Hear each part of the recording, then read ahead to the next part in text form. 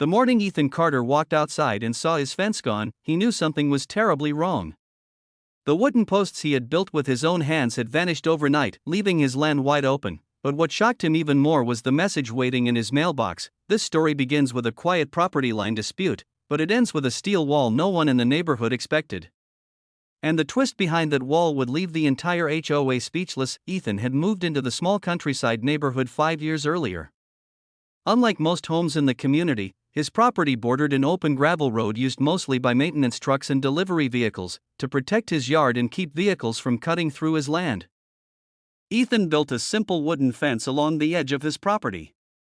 It was neat, painted clean white, and fully within his property boundary. At least, that's what the survey showed. For years the fence stood without a problem, until the HOA board decided they didn't like it. Linda Parker, the HOA president, had always been known for strict enforcement of community rules.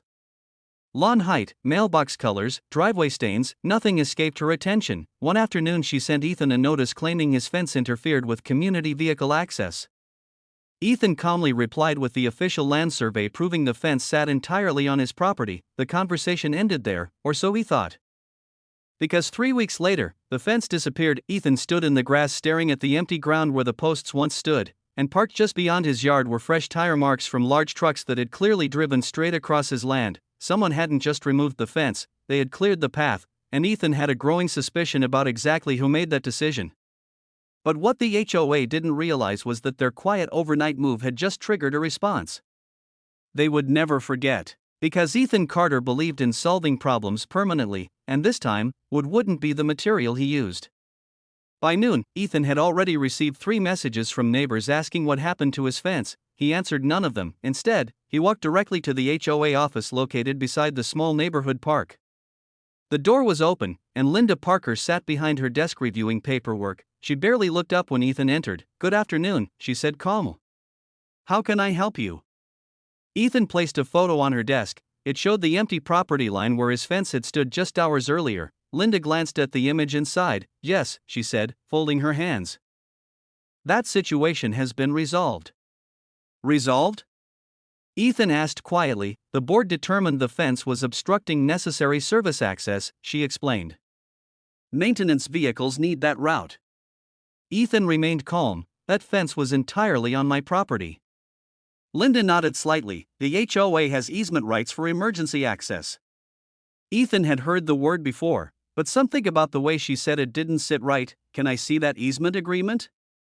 he asked. Linda paused. "It's part of the original development documents." "Then I'd like a copy." For a moment, the room felt very quiet. Finally, she slid a thin folder toward him. Ethan opened it and scanned the pages carefully. What he found surprised him. The document mentioned access roads, but none of them ran through his property. Ethan slowly closed the folder. "You removed my fence without permission," he said calmly. Linda simply shrugged. "It was necessary for the neighborhood." Ethan studied her expression for a moment. Then he nodded once, understood. He turned and walked out of the office without another word, because what Linda didn't realize was that Ethan had already checked something important before building that fence. And the next step he was about to take would turn that empty property line into something the HOA trucks would never cross again. That evening, Ethan pulled a long tube from the back of his workshop. Inside was the official land survey he had ordered years earlier when he first bought the property. Every boundary line, every easement, every access road. He spread the blueprint across his workbench under a bright lamp. The lines were clear. The fence had been placed perfectly along the legal property boundary. More importantly, there was no service easement crossing his land, not even close, which meant something simple. The HOA had no right to remove it. Ethan leaned back in his chair and thought carefully.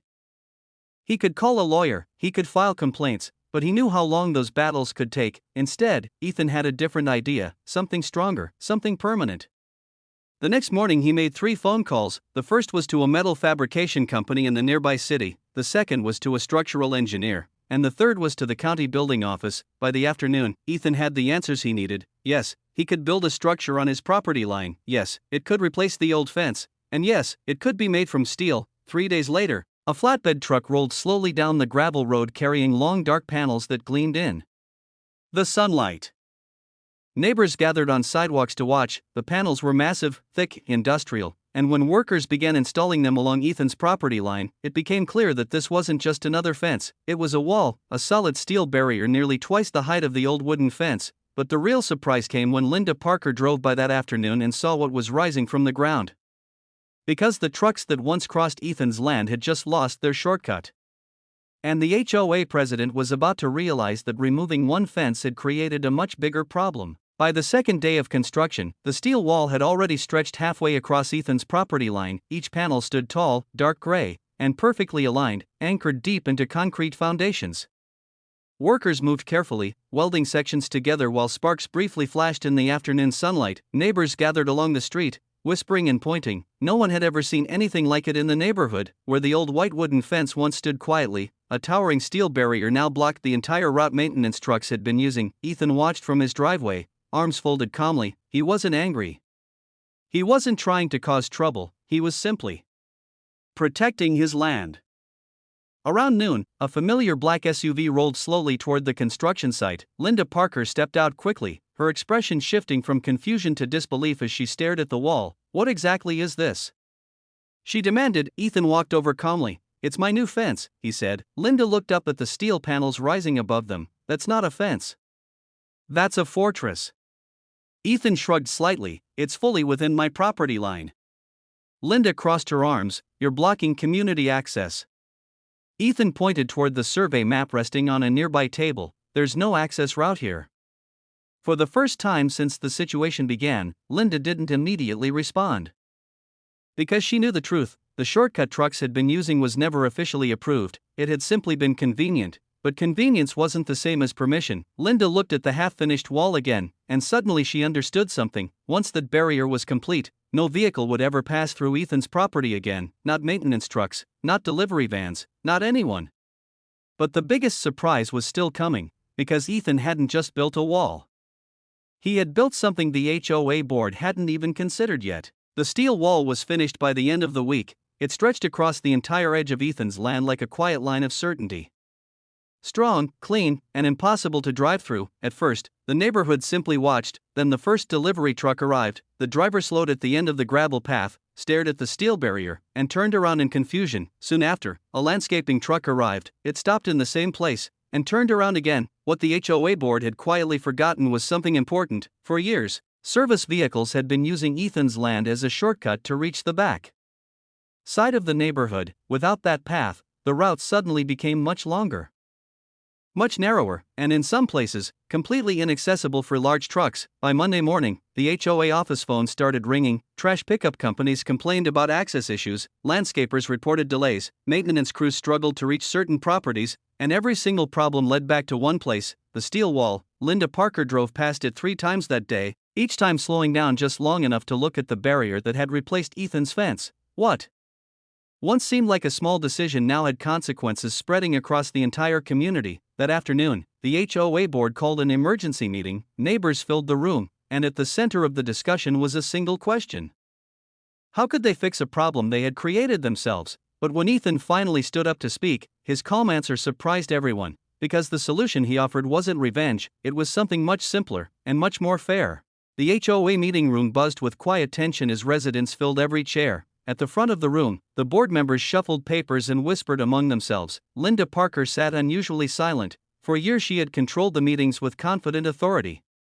Tonight, however, the steel wall outside had changed the balance of the conversation. When Ethan's name was called, he stood slowly. He didn't carry anger in his voice, he carried documents. The first paper he placed on the table was the official property survey, the second was a photograph of the empty ground where his wooden fence had once stood, and the third showed the tire tracks crossing his land after the fence had been removed.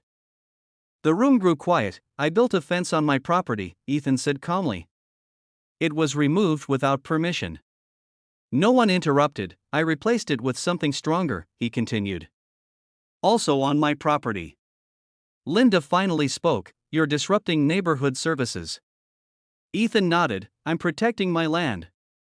Then he slid one final document across the table. It was a proposal, a simple one. If the HOA needed vehicle access, they could request a legal easement agreement and compensate Ethan for using part of his land. Fair, official, respectful. The board members studied the paper carefully, because for the first time, the solution was clear. The steel wall hadn't created the problem.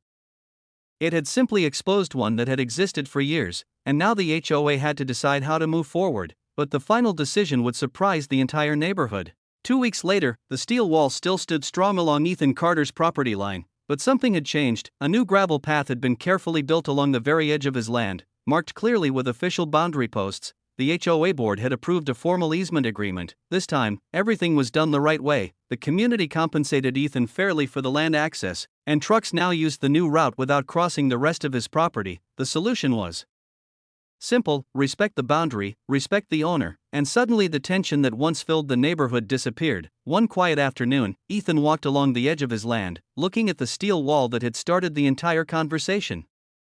It wasn't there to punish anyone, it was simply a reminder that property lines matter, and that fairness works best when everyone follows the same rules. Neighbors who once whispered about the conflict now greeted Ethan with friendly waves. Even Linda Parker had stepped back from many HOA decisions, allowing the board to handle things with a little more balance. In the end, the wall didn't divide the neighborhood. It helped bring clarity, because sometimes the strongest structures aren't built from anger, they're built from patience, proof, and standing your ground. And that was the final twist in this unbelievable HOA story. If you love the drama, don't forget to like, subscribe, and drop a comment sharing your thoughts. It really helps this channel grow.